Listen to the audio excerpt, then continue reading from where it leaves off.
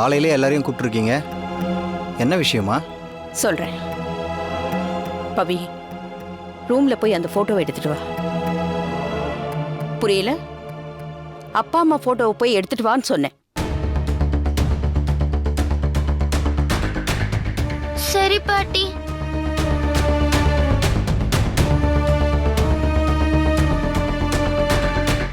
அத்தை, என்னத்த பண்ணிட்டு இருக்கீங்க?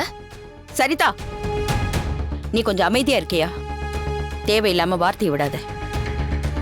இல்லத்த. ஏய், அம்மாவுக்கு தான் உடம்பு முடியலல்ல, சும்மா இருக்கியா கொஞ்ச நேரம்?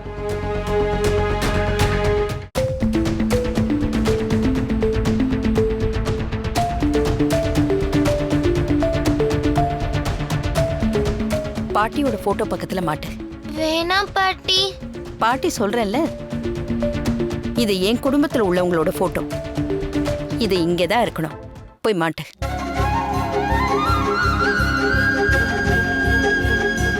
முரளி, நீ அவளுக்கு ஹெல்ப் பண்ணுப்பா.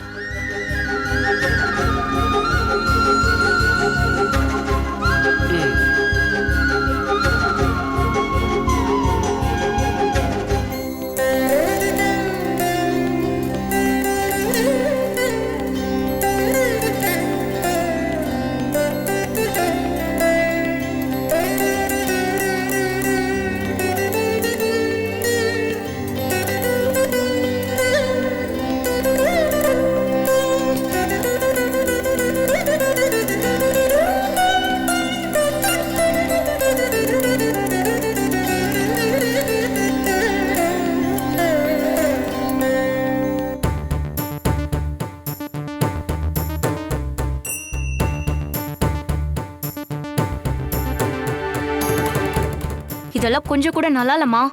அப்படியே மாட்டினாலும் பவானி போட்டோ மட்டும் மாட்ட வேண்டியதானே? எதுக்கு கண்டவன் போட்டோலாம் மாட்டுறீங்க?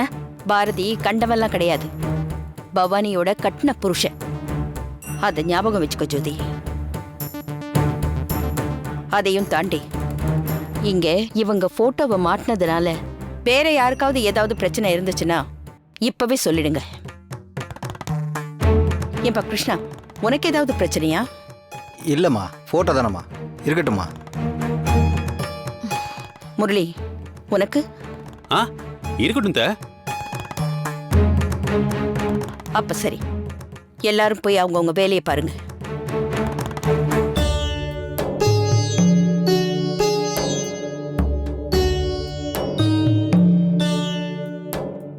என்ன நீ மத்தவங்க கிட்ட எல்லாம் கேட்டுட்டு நம்ம கிட்ட ஒண்ணுமே கேட்காம போறாங்க?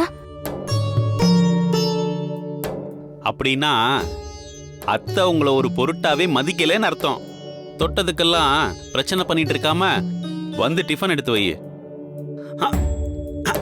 ஓகே ஓகே ஓகே, நானே எடுத்து வச்சுக்கிறேன்.